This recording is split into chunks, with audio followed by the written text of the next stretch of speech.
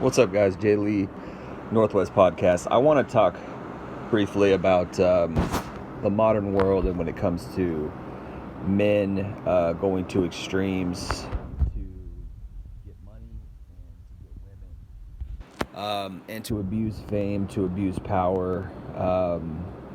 And there's really two specific examples that I'm thinking of: Andrew Tate and Chris D'Elia. So Chris D'Elia, I started following.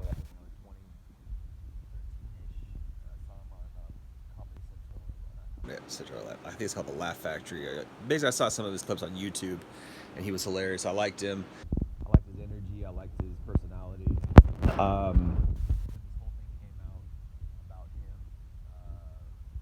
Sexually assaulting women, taking advantage of young, very, very young women at his shows or after his shows, and kind of being very, very creepy and doing a lot of creepy behavior. You can Google him.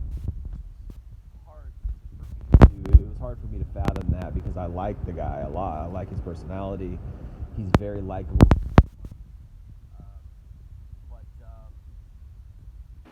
We live in this world where men can become Dr. Jekyll and Mr. Hyde. You know, they have two different personalities, split personalities, or they've got these other sides to them that you just would never guess or never know. There used to be something called transparency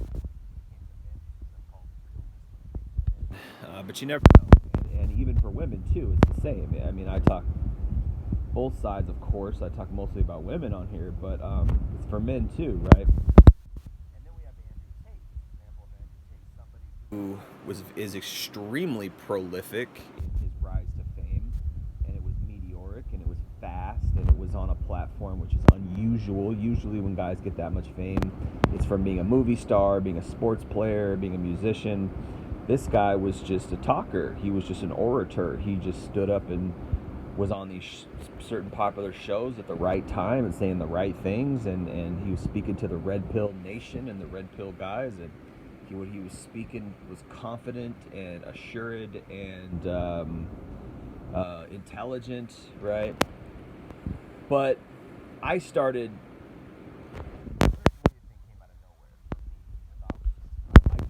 And I was a little let down because I was like, man, I really like this guy. I really follow this guy.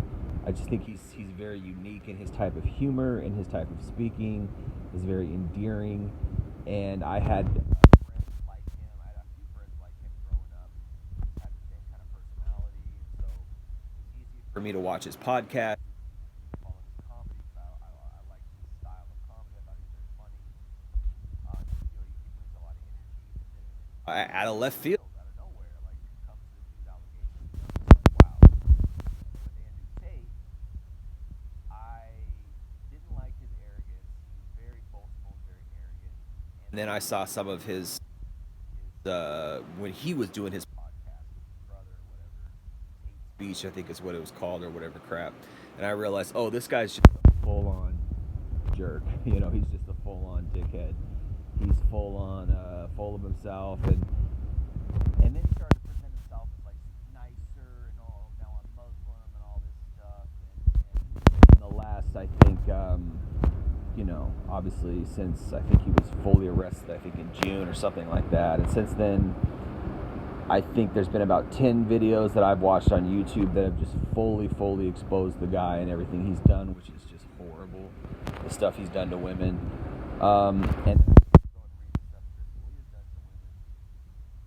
you know, it's almost just as bad. But I mean, not really. I mean, it's in the same ballpark, but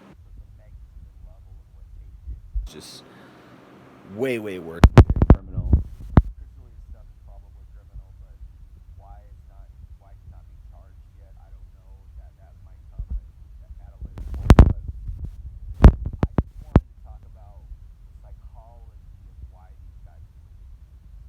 And because they're both endearing, because they're both likable, because they're both, even though, yeah, I say Andrew Tate is arrogant, if you do watch his stuff, he has a way to make sucker you in, to lure you in with his personality, and he tells you stories of his childhood and all this stuff. Now, what out of that is true, and what out of that is just part of his con, because he's absolutely just a con artist.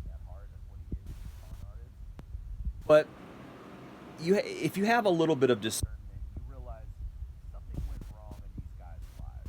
Something, and I've watched.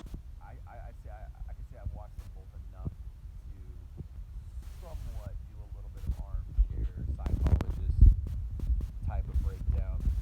In my opinion, probably what happened with Tate was growing up poor, first of all, and then seeing his dad hang around with pimps, seeing his dad delve into alcoholism, seeing his dad and his mom divorce, probably witnessing what he went through with his mom, and then seeing his dad kind of be just a womanizer, or a roustabout kind of guy, and then a gambler, and his dad was kind of probably an adrenaline junkie on some levels. And he has talked about how his dad brought pimps home and he would hang around pimps and stuff like that. Couple that with being a very intelligent person and a very driven person, it's an interesting juxtaposition. With Chris D'Elia, what I think his deal is, he had both parents at home, no divorce. He had a pretty good upbringing. His dad would, make good money as a producer in Hollywood or something like that, and they lived, I think, somewhere in New Jersey or something.